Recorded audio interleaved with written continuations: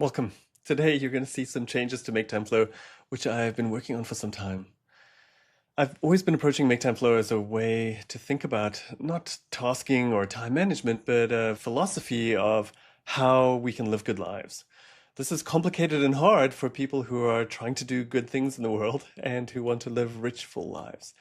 I have been very interested in what some of the other best tools are that are out there, and in no way have I been trying to create a single thing that fits all needs. I'm hoping that you're using lots of other highly effective tools. I'll be talking a lot about how I'm using Claude Code with it, but I also use other key tools in different roles of my life, whether those are statistics programs, medical records, and knowledge systems, and then for development, Ghost TTY and NeoVim to help me keep things moving forward. But in this space, I've really been trying to read as much as I can about what's working, whether from the lay literature or from science, especially cognitive science within the realm of neuroscience, psychology, and in that space, especially human flourishing, which I think is foundational for sustainable high performance. And then there's also other fields of peak performance and other areas. And then I think about ways that I can integrate them into the system. Yes, sometimes we try things out that are pretty rough, so thank you. I also try them myself. And if I find that they are working, then I share them with people if I can. But I've also been seeing that many things have been settling into place, and that's this deep coherence I feel has started to click in the last little while, and hopefully you'll feel this too. It does mean that I've changed how we are navigating the application to reveal more of this underlying philosophy for you. Hopefully it's going to make it easier for you. Don't panic. All the features are still there that you know and hopefully love, but hopefully they're going to be a little bit more understandable as you go through it. So I'm going to give you a quick introduction here to basically what's changed over time. I'm going to be sharing a lot more about how I think these tools should help you level up, and I'll be working on this flow amulet of power that will reveal for you how you're using the tool effectively. What you'll notice first is that there's this new hierarchy, and this hierarchy sort of reflects how I think about building tools that help you to guide yourself according to what matters most to you and help you manage your time and attention and achieve what matters most. And I'm just going to go from the bottom up because I think that's where we're getting to. So flow, you'll see, is disabled until you have an active timer. But when you have an active timer, you can just click on it. And your grounding home for where I'm hoping you're spending a lot of your day is this Command 0, Control 0 if you're on Windows or Linux.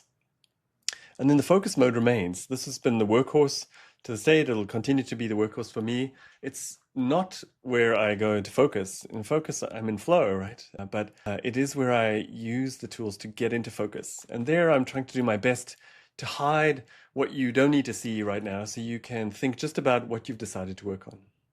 Time is where you design your time, and that's the rapid access to your weekly calendar.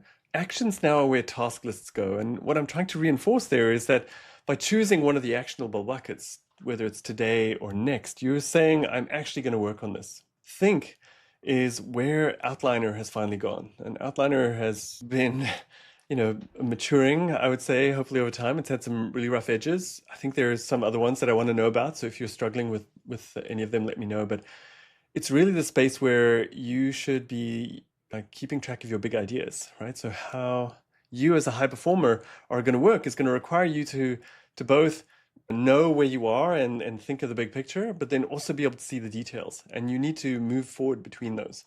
So the main ways that you're going to do that are by folding and unfolding the hierarchy so you can see where you are, moving and repositioning things, whether that's jumping to the top or the bottom or just moving them one by one, and then using the move command, which you have access to in all the different systems, to reparent it.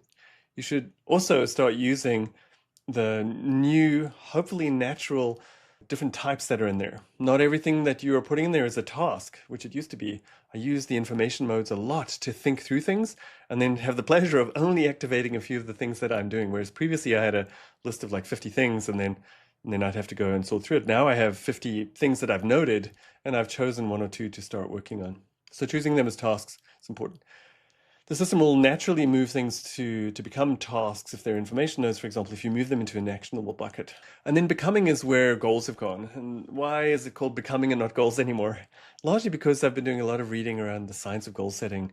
And it turns out that big and challenging goals, performance-related goals, are really valuable when you have the foundations necessary to make them worthwhile. And that generally tends to be you have solid feedback about what direction you're going in, you have the skills necessary to do it, and you're in a supportive environment. And it turns out that when those things don't hold, which arguably is true for most of the complex things we are trying, then goals can actually be worse than just saying do your best.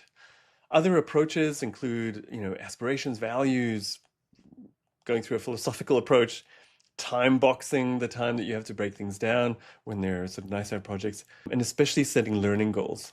So we've got some ways that you can set those, both through smart bets and personal experiments, which will get more and more integrated. But the most important thing I think we have access to as human beings is storytelling and narratives. These are things that really move us. And yes, I know it's hard. And yes, I'm asking you to take all of your high performance drive and tell compelling stories from the future backwards, and then overcome some of the limitations of visualizations by actually imagining obstacles and how you're going to get around them. I want them to be stories because I think it's the richest way that you can overcome the limitations of just setting performance goals by telling something that's very compelling. I'm going to do a lot more that you'll be seeing launched on like the Story IDE, this development environment for you to manage this aligned action workspace that will become the foundation for everything in the system, helping you guide you towards what matters the most to you. It's going to be a space where you explore something of what matters the most. The flourishing map will still be a space that's there, and that's all going to be inside becoming. Who are you becoming? Who do you want to become? Because your journey is not always a straight path, but by choosing powerful directions, aligning them with the strengths that you have, the values that you hold, the aspirations that you hold, I think you can do even greater things than just checking off a really good list. And then finally we get to home, and home is a new space. It was always there, hidden in the top menu, but it wasn't clear to me what needed to go there if you're going to be living in focus mode. And what's clear there is that this is where interacting with the system lives. And verbal interactions have become increasingly powerful. And if you were going to choose one thing, right, to help you get clarity, it's get somewhere for your task to go and then talk about your tasks at the beginning of the day and at the end of the day.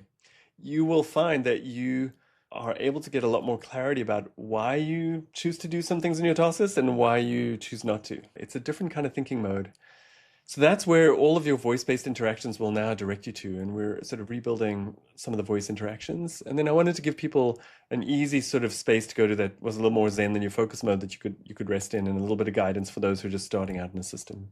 Now that we've got this sort of as a map of the hopefully deeply coherent MakeTimeFlow philosophy that will help you manage your time and attention to achieve what matters most to you and explore a little bit of what matters most to you.